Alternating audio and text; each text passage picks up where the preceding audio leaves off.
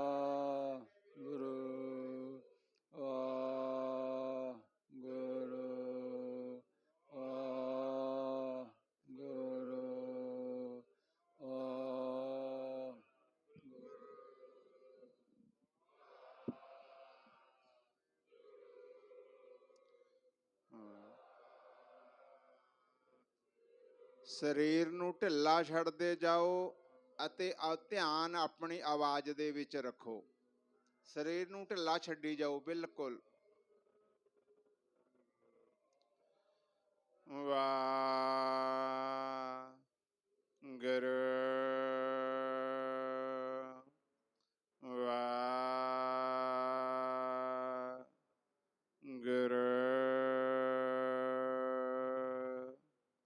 ਵਾਹਿਗੁਰੂ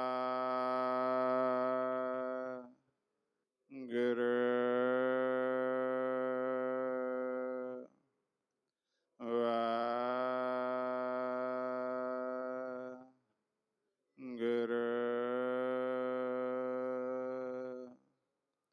ਵਾਹਿਗੁਰੂ।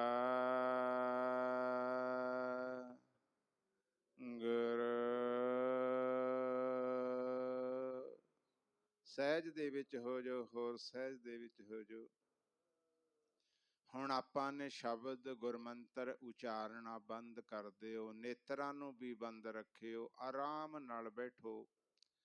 ਹੁਣ ਆਪਾਂ ਨੇ ਗੁਰਮੁਖੋ ਸ਼ਬਦ ਨਹੀਂ ਉਚਾਰਨਾ, ਹੁਣ ਆਪਾਂ ਨੇ ਆਪਣੇ ਅੰਦਰ ਉਤਰ ਜਾਣਾ। ਆਪਣੇ ਅੰਦਰ ਅਨਹਦ ਬਾਣੀ ਚੱਲਦੀ ਹੈ, ਆਪਾਂ ਨੇ ਉਸ ਬਾਣੀ ਨੂੰ ਸੁਣਨਾ। ਕਿੱਦਾਂ ਦੀ ਹੋਏਗੀ ਉਹ ਬਾਣੀ? ਜਿੱਦਾਂ ਚਿੜੀਆਂ ਬੋਲਦੀਆਂ, ਜਿੱਦਾਂ ਘੁੰਗਰੂ ਛਣਕਦੇ ਐ, ਜਿੱਦਾਂ ਤਪਲਾ ਵੱਜਦਾ, ਜਿੱਦਾਂ ਹਾਰਮੋਨੀਅਮ ਵੱਜਦਾ, ਜਾਂ ਫਿਰ ਜਿੱਦਾਂ ਬਗੈਰ ਬੱਦਲਾਂ ਤੋਂ ਬੱਦਲ ਗੱਜਦੇ ਆ ਗੁਰਮੁਖੋ।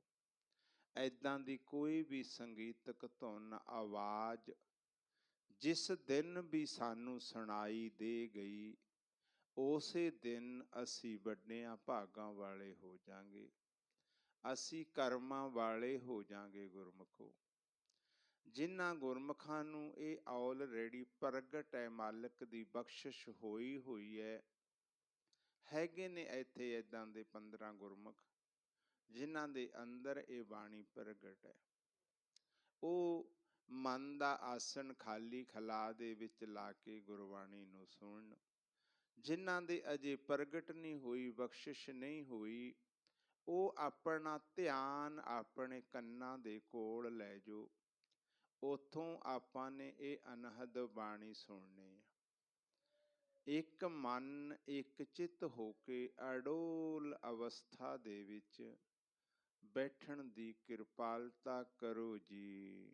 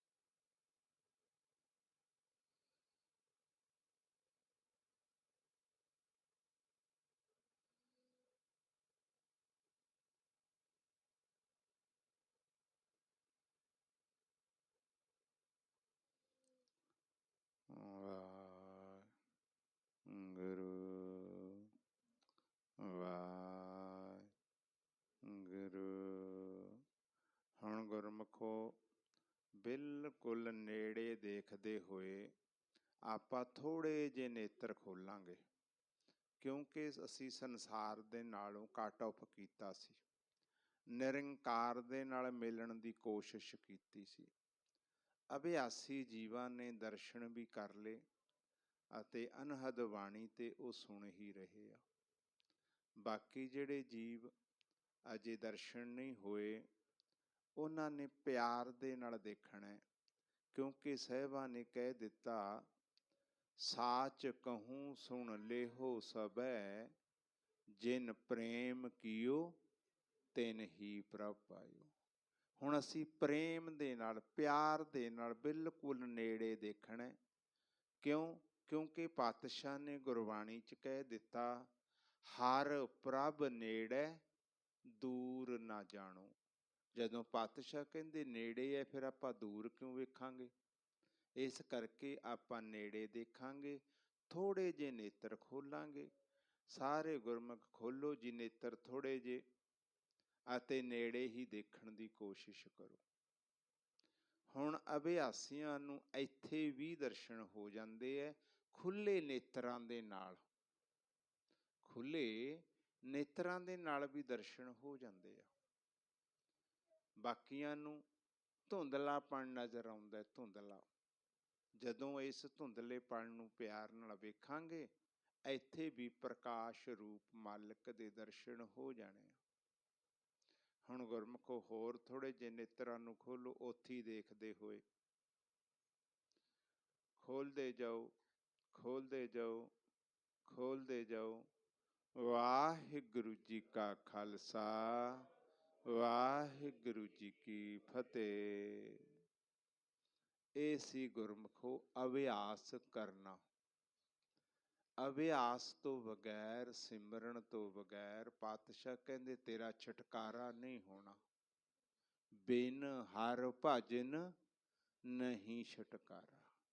ਕਹਿੰਦੇ ਛੁਟਕਾਰਾ ਨਹੀਂ ਹੋਣਾ, ਛੁਟਕਾਰਾ ਨਹੀਂ ਹੋਣਾ। ਪਾਤਸ਼ਾਹ ਕਹਿੰਦੇ ਬਾਕੀ ਜਿੰਨੇ ਮਰਜ਼ੀ ਪਖੰਡ ਕਰ ਲੈ, ਪਖੰਡ ਕੀਨੈ ਜਮ ਨਾ ਛੋੜੈ। ਪਖੰਡ ਕਿੰਨੇ ਤੋਂ ਕਹਿੰਦੇ ਜਮ ਨਹੀਂ ਛੱਡਦਾ ਹੈਗਾ। ਇਸ ਕਰਕੇ ਆਪਾਂ ਨੇ ਨਿੰਦਿਆ, ਚੁਗਲੀ, ਬੈਰ, ਵਿਰੋਧ, ਹੰਕਾਰ, ਇਹ ਸਾਰੇ ਨੂੰ ਤਿਆਗਣਾ ਹੈ ਗੁਰਮੁਖੋ। ਜੇ ਬਾਪੂ ਨੇ ਕਹਿ ਦਿੱਤਾ ਨਾ ਵੀ ਆਪਾਂ ਚੰਗੇ ਨਹੀਂ ਹੈਗੇ, ਤਾਂ ਸਮਝ ਲਓ ਆਪਾਂ ਚੰਗੇ ਨਹੀਂ।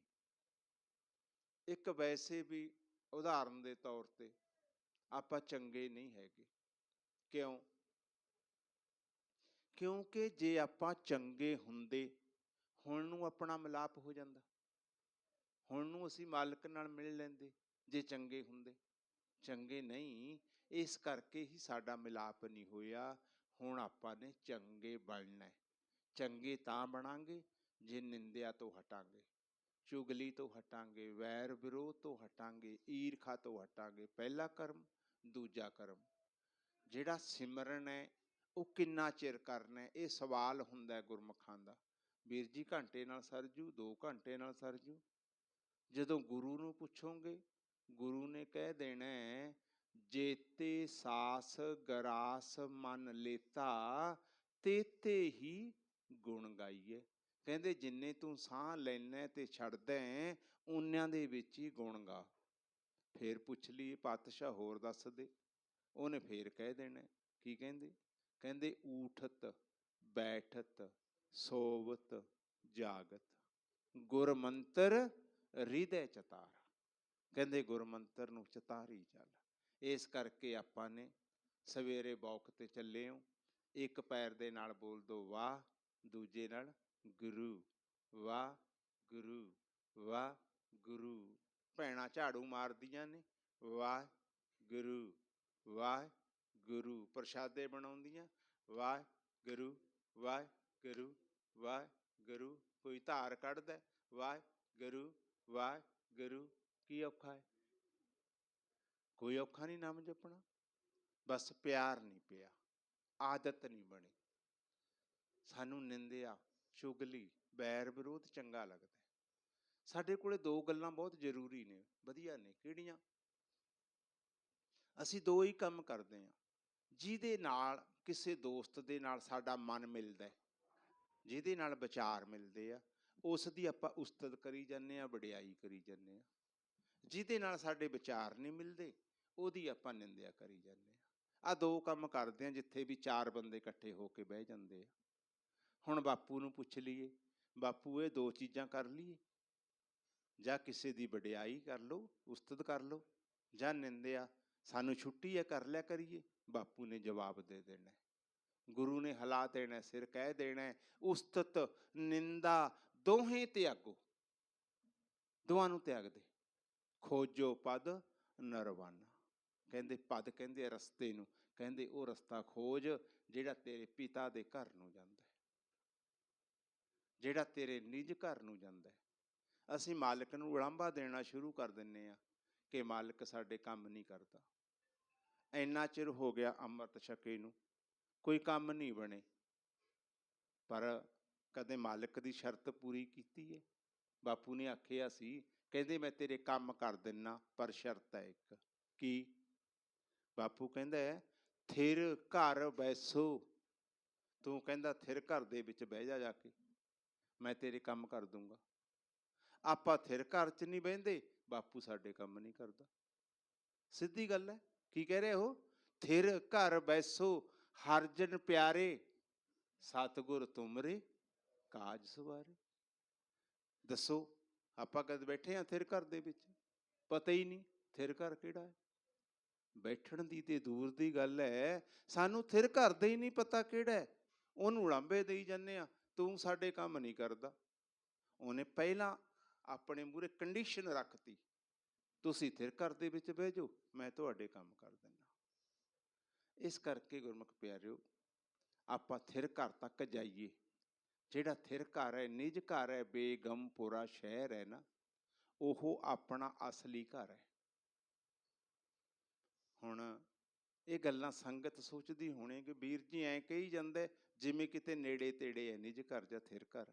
ਦੂਰ ਨਹੀਂ ਹੈਗਾ, ਦੂਰ ਨਹੀਂ ਹੈਗਾ, ਬਿਲਕੁਲ ਇਹ ਦੂਰ ਨਹੀਂ।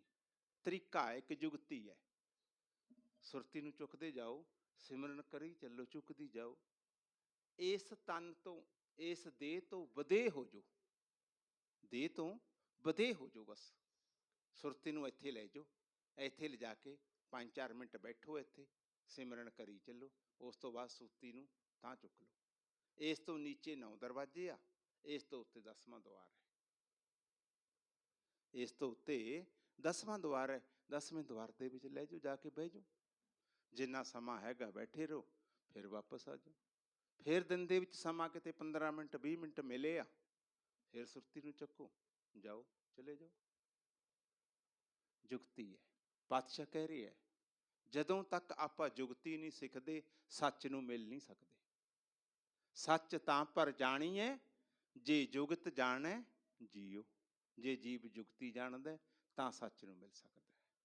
ਗੁਰਮੁਖ ਪਿਆਰਿਓ, ਦਾਸ ਨੇ ਜੋ ਵੀ ਸ਼ਬਦ ਬੋਲੇ ਹੈ, ਗੁਰੂ ਗ੍ਰੰਥ ਸਾਹਿਬ ਦੇ ਵਿੱਚੋਂ ਬੋਲਿਆ। ਗੁਰੂ ਗ੍ਰੰਥ ਸਾਹਿਬ ਦੀ ਮੋਹਰ ਲਾਈ ਹੈ। ਸਾਨੂੰ ਇਹ ਪਾਤਸ਼ਾਹ ਕਹਿ ਰਹੇ ਹੈ, ਪਰ ਅਸੀਂ ਕੀ ਕਰਦੇ ਹਾਂ? ਆਹ ਪੜ੍ਹ ਰਹੇ ਹਾਂ ਅਸੀਂ, ਬਸ ਨੇਤਰ ਪੜ੍ਹੀ ਜਾ ਰਹੇ ਹੈ, ਮਨ ਕਿਤੇ ਸਾਡਾ ਦਿਸ਼ਾਵਾਂ ਦੇ ਵੱਲ ਹੁੰਦਾ। ਇਸ ਨੂੰ ਥਿਰ ਘਰ ਦੇ ਵਿੱਚ ਬਿਠਾਓ, ਨਿੱਜ ਘਰ ਦੇ ਵਿੱਚ ਬਿਠਾਈਏ, ਨਹੀਂ ਤੇ ਬਾਜੀ ਹਾਰ ਜਾਵਾਂਗੇ। ਜੇ ਹਾਰ ਗਏ 84 ਲੱਖ ਜੂਨਾਂ ਦੇ ਵਿੱਚ ਚਲੇ ਜਾਵਾਂਗੇ। ਕੋਸ਼ਿਸ਼ ਕਰੋ ਜਿੱਤਣ ਦੀ, ਜਿੱਤ ਸਕਦੇ ਹਾਂ ਸਾਰੇ।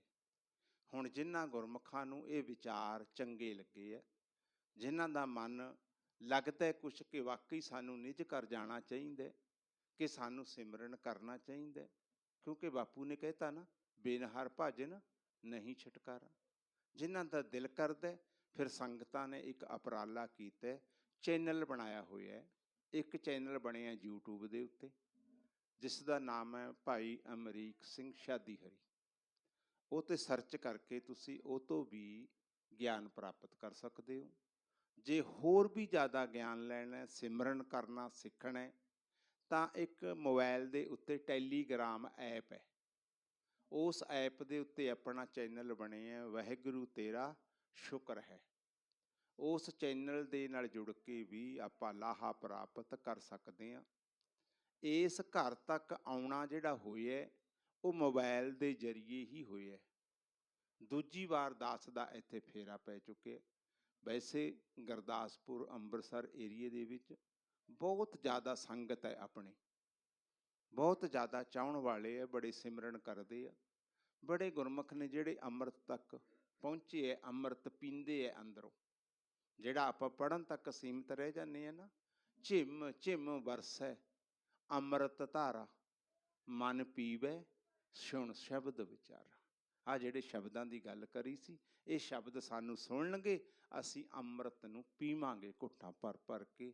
ਇਹ ਹੈ ਸੱਚਾਈ ਗੁਰਮੁਖੋ।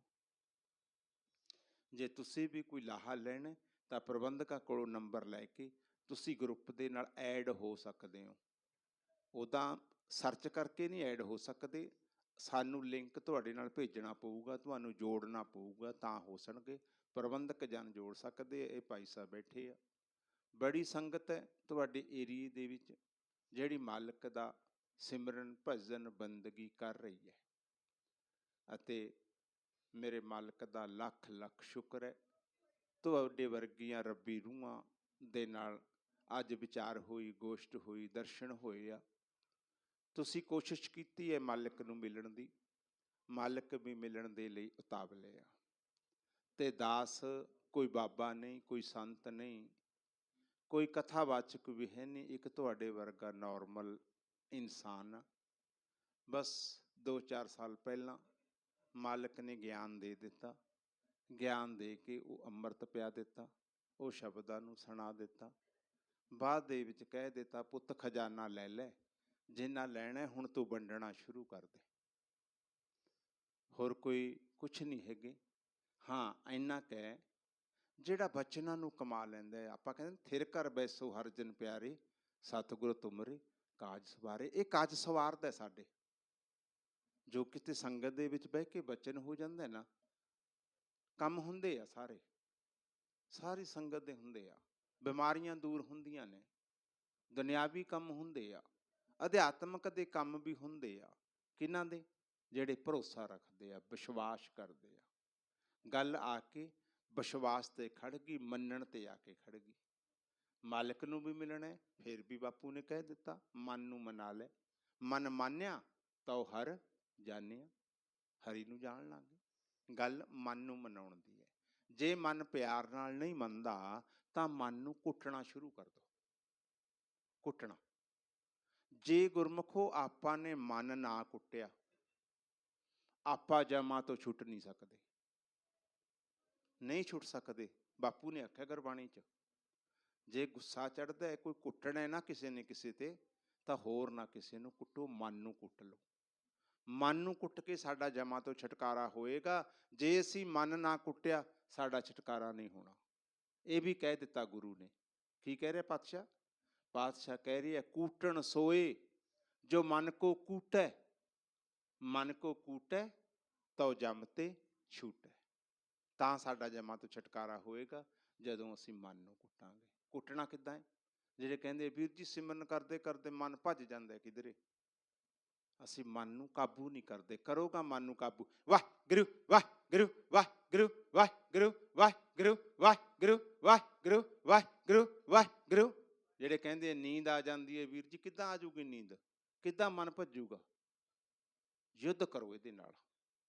ਨਾਲੇ ਕਿਹਾ ਸਾਡੇ ਪਿਓ ਨੇ, ਇਹ ਵੀ ਕੋਈ ਦਾਸ ਆਪਣੇ ਪੱਲਿਓ ਨਹੀਂ ਕਹਿ ਰਿਹਾ। ਪਾਤਸ਼ਾਹ ਕਹਿ ਰਿਹਾ, ਖਾਲਸਾ ਬੋ ਜੋ ਕਰੇ ਨਿਤ ਜੰਗ। ਕਿਹਦੇ ਨਾਲ ਕਰਨਾ? ਮਾੜੇ ਨਾਲ ਨਹੀਂ ਕਰਨਾ। ਜਿਹੜੇ ਅੰਦਰ ਸਾਡੇ 5 ਚੋਰ ਬੈਠੇ ਆ, ਉਹਨਾਂ ਨਾਲ ਕਰਨਾ। ਜਦੋਂ ਉਹਨਾਂ ਨਾਲ ਯੁੱਧ ਕਰਾਂਗੇ, ਜੰਗ ਜਿੱਤ ਜਾਂਗੇ। ਜਦੋਂ ਜਿੱਤ ਜਾਂਗੇ, ਫਿਰ ਪਾਤਸ਼ਾਹ ਨੇ ਜਾਂਦਿਆਂ ਨੂੰ ਗਲ ਨਾਲ ਲਾਉਣਾ, ਗਲ ਨਾਲ। ਸੱਚਾਈ ਹੈ। ਪਾਤਸ਼ਾਹ ਕਹਿ ਰਹੇ, ਜਿਹੜੇ ਜਿੱਤ ਕੇ ਆਉਣਗੇ, ਧੰਨ ਧੰਨ ਸ਼ਾਬਾਸ਼ ਕਹੈ ਪ੍ਰਭ ਜਨ ਕੋ। ਧੰਨ ਧੰਨ ਕਹਿੰਦਾ ਤੇ ਸ਼ਾਬਾਸ਼ੀ ਦਿੰਦਾ ਕਿ ਪੁੱਤ ਤੂੰ ਜਿੱਤ ਕੇ ਆ ਗਿਆ, ਘੋਰ ਕਲਯੁਗ ਦੇ ਵਿੱਚ ਜਿੱਤ ਕੇ ਆ ਗਿਆ। ਧੰਨ ਧੰਨ ਸ਼ਾਬਾਸ਼ ਕਹੈ ਪ੍ਰਭ ਜਨ ਕੋ, ਜਨ ਨਾਨਕ ਮੇਲ ਲਏ ਗਲ ਲਾਈ। ਗਲ ਨਾਲ ਲੱਗ ਕੇ ਮਿਲਦਾ ਉਹ ਗੁਰਮੁਖੋ, ਮਿਲਦਾ ਗਲ ਨਾਲ ਲੱਗ ਕੇ, ਸਚਾਈ ਹੈ।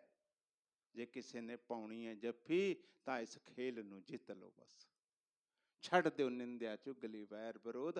ਸਾਰਾ ਦਿਨ ਜਿੱਦਾਂ ਤੁਹਾਨੂੰ ਤੁਹਾਡੇ ਗੁਆਂਢੀ ਘਰ ਦੇ ਰਿਸ਼ਤੇਦਾਰ ਕਹਿਣ ਲੱਗ ਗਏ ਨਾ ਕਿ ਇਹ ਤੇ ਪਾਗਲ ਹੋ ਗਈ ਜਾਂ ਪਾਗਲ ਹੋ ਗਿਆ, ਸਾਰਾ ਦਿਨ ਵਾਹਿਗੁਰੂ ਵਾਹਿਗੁਰੂ ਵਾਹਿਗੁਰੂ ਕਰੀ ਜਾਂਦਾ, ਸਮਝ ਲਓ ਗੱਲ ਬਣ ਗਈ। ਉਸ ਦਿਨ ਗੱਲ ਬਣ ਗਈ। ਕਿਉਂ? ਅਸੀਂ ਆਪਣੇ ਆਪ ਨੂੰ ਗਵਾਤਾ। ਜਦੋਂ ਗਵਾਤਾ, ਆਪ ਗਵਾਈਏ ਤਾਂ ਸਹੁ ਪਾਈਏ, ਫਿਰ ਪਾਵਾਂਗੇ ਉਸ ਨੂੰ। ਠੀਕ ਹੈ ਗੁਰਮੁਖੋ, ਇੰਨੀ ਕੁ ਵਿਚਾਰ ਪ੍ਰਵਾਨ ਕਰਿਓ। ਜਿੰਨੀ ਕੁ ਹਾਜ਼ਰੀ ਮਾਲਕ ਨੇ ਲਵਾਈ, ਦਾਸ ਨੇ ਲਾਈ। ਪਹਿਲਾਂ ਦਿਨੇ ਪ੍ਰੋਗਰਾਮ ਸੀ, ਨਵਾਂ ਸ਼ਹਿਰ ਦੇ ਵਿੱਚ ਪਿੰਡ ਹੈ ਇੱਕ, ਅੱਜ ਇੱਥੇ ਹੋ ਗਿਆ। ਕੱਲ੍ਹ ਨੂੰ ਪਿੰਡ ਮਨੇਸ਼, ਉੱਥੇ ਪ੍ਰੋਗਰਾਮ ਹੈ। ਉੱਥੇ ਹਰ ਮਹੀਨੇ ਹੁੰਦਾ ਹੈ ਇਸ ਦਿਨ ਦਾ ਪ੍ਰੋਗਰਾਮ। ਅਤੇ ਬਾਕੀ ਜਪੋ, ਜ਼ੋਰ ਲਾ ਕੇ ਨਾਮ ਨੂੰ ਜਪੋ। ਜਿਹੜੇ ਦਿਨ ਰਹਿ ਗਏ, ਸਵਾਸ ਰਹਿ ਗਏ ਆਪਣੇ ਕੋਲੇ, ਉਹਨਾਂ ਨੂੰ ਮਾਲਕ ਦੇ ਲੇਖੇ ਲਾਓ। ਬਾਪੂ ਨੇ ਇੱਕ ਗੱਲ ਹੋਰ ਬੜੀ ਪਿਆਰ ਦੀ ਕਹਿ ਦਿੱਤੀ। ਬਾਪੂ ਕਹਿੰਦਾ ਅੱਜ ਹੂੰ ਕੁਛ ਵਿਗੜਿਓ ਨਹੀਂ। ਕਹਿੰਦੇ ਅਜੇ ਵੀ ਕੁਛ ਨਹੀਂ ਵਿਗੜਿਆ, ਬਸ ਸ਼ੁਰੂ ਕਰ ਦਈਏ, ਕੁਛ ਨਹੀਂ ਵਿਗੜਿਆ। ਗੁਰਮੁਖੋ ਇੰਨੀ ਕੁ ਹਾਜ਼ਰੀ ਪ੍ਰਵਾਨ ਕਰਿਓ। ਵਿਚਾਰ ਕਰਦੇ ਹਾਂ, ਇੱਕ ਨਹੀਂ ਅਨੇਕਾਂ ਪ੍ਰਕਾਰ ਦੀਆਂ ਗਲਤੀਆਂ ਹੋ ਜਾਂਦੀਆਂ ਨੇ। ਕਈ ਵਾਰ ਲਗਾ ਮਾਤਰ ਮੂੰਹ ਜ਼ਬਾਨੀ ਬੋਲਦੇ ਹਾਂ, ਅੱਗੇ ਪਿੱਛੇ ਲੱਗ ਜਾਂਦੀ ਹੈ। ਵੈਸੇ ਵੀ ਦਾਸ ਨੇ ਆਖਿਆ ਕੋਈ ਦਾਸ ਕਥਾਵਾਚਕ ਨਹੀਂ ਹੈ, ਕੋਈ ਕਥਾਵਾਚਕ ਨਹੀਂ, ਪ੍ਰੋਫੈਸ਼ਨਲ ਨਹੀਂ ਹੈ ਦਾਸ ਦਾ ਇਹ। ਬਸ ਮਾਲਕ ਨੇ ਉੱਠ ਕੇ ਬਿਠਾਤਾ ਕਿ ਕੰਮ ਸ਼ੁਰੂ ਕਰ ਦਿਓ। ਇਸ ਕਰਕੇ ਜੇ ਵੀ ਕਿਸੇ ਲਗਾ ਮਾਤਰ ਅੱਗੇ ਪਿੱਛੇ ਹੋਈ, ਕਿਸੇ ਸੱਜਣ ਮਿੱਤਰ ਨੂੰ ਕੋਈ ਵਿਚਾਰ ਬੁਰੀ ਲੱਗੀ, ਗੁਰਮੁਖ ਪਿਆਰਿਓ, ਗੁਰੂ ਤੇ ਸੰਗਤ ਬਖਸ਼ਣ ਯੋਗ ਹੈ, ਬਖਸ਼ ਦੇਣਾ ਜੀ। ਵਾਹਿਗੁਰੂ ਜੀ ਕਾ ਖਾਲਸਾ, ਵਾਹਿਗੁਰੂ ਜੀ ਕੀ ਫਤਿਹ।